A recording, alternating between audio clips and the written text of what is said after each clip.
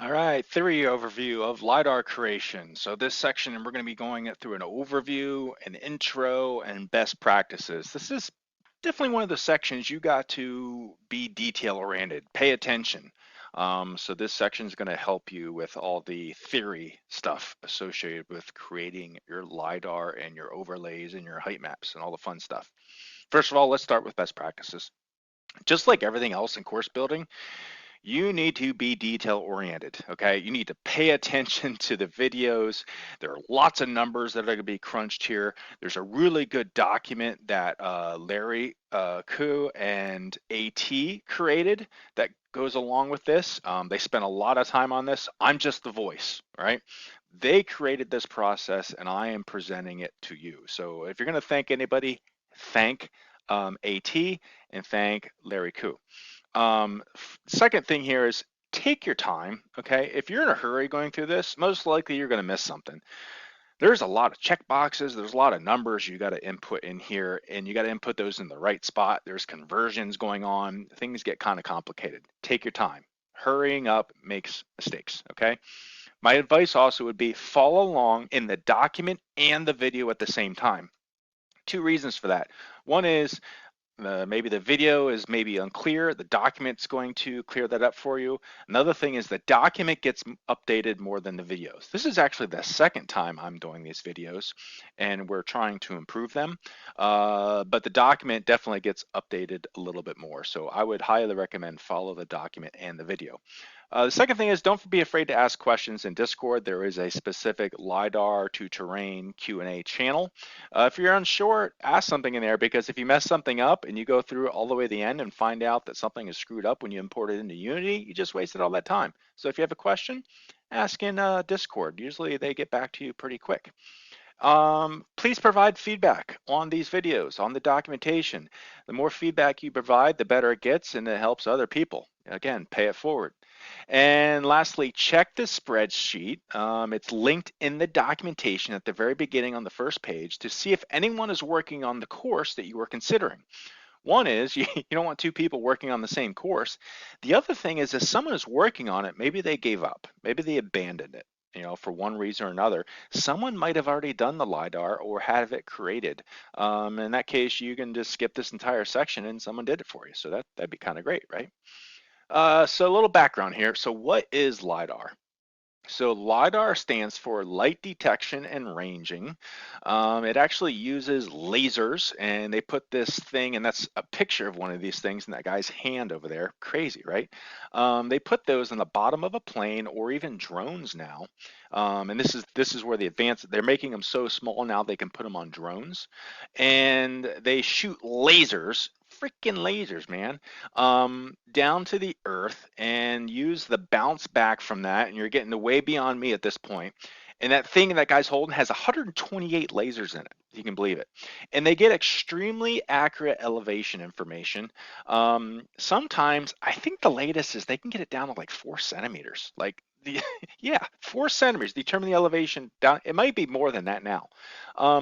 But the resolution varies as well. I think now you can get like 10 centimeter resolution. That means every 10 centimeters on the ground, they're taking an elevation reading, okay? And that elevation reading can be accurate to 4 centimeters. That's nuts, right?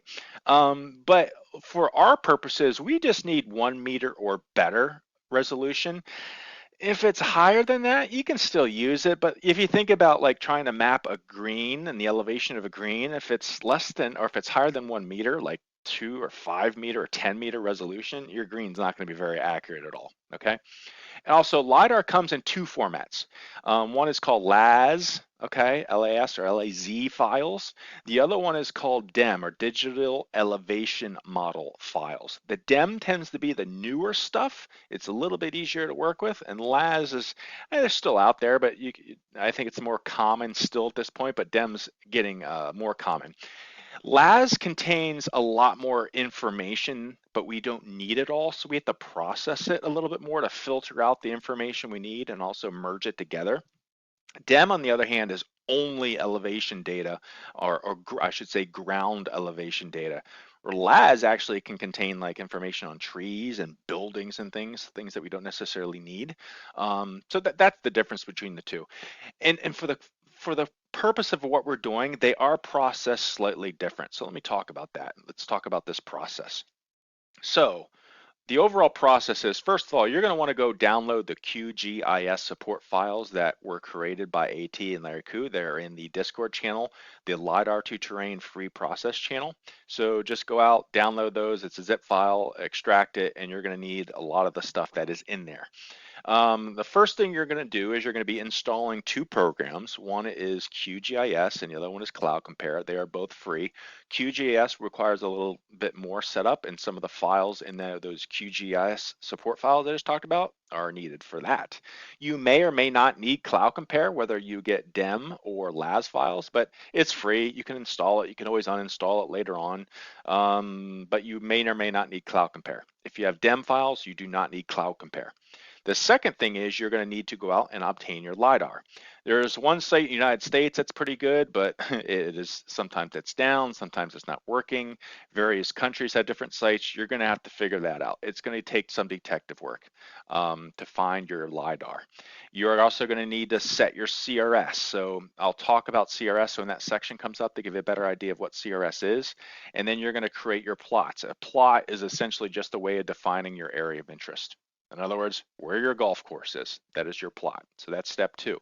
Step 3 is you need to merge your LiDAR data together. So what's going to happen is when you go and get your LiDAR, it's going to come in these tiles. And in all likelihood, it's going to take multiple tiles to cover the area of your course. We're going to need to merge all this together. And that's a different process, whether it's for LAS or DEM. So if it's LAS, we need to do that in Cloud Compare. If it's DEM, we don't need Cloud Compare to do it. We can do it inside of QGIS. Okay, so that's the big difference there.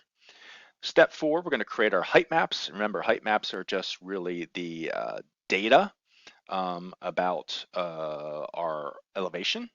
And we create our overlays, which is our satellite overlays, okay? Our bird's eye view looking down on the course so we can see where our greens and our fairways are, our bunkers and all that stuff, and we overlay these together. But we're gonna create those because QGIS creates those in TIFF format. Well, Unity wants different formats, so then we need to convert those. We're going to convert them into a raw file that Unity understands, and we're also going to convert them to JPEG, which is much more efficient for Unity to understand. And then lastly, the last step is we will pull all that stuff into Unity and set up your Unity project so you can begin making your course.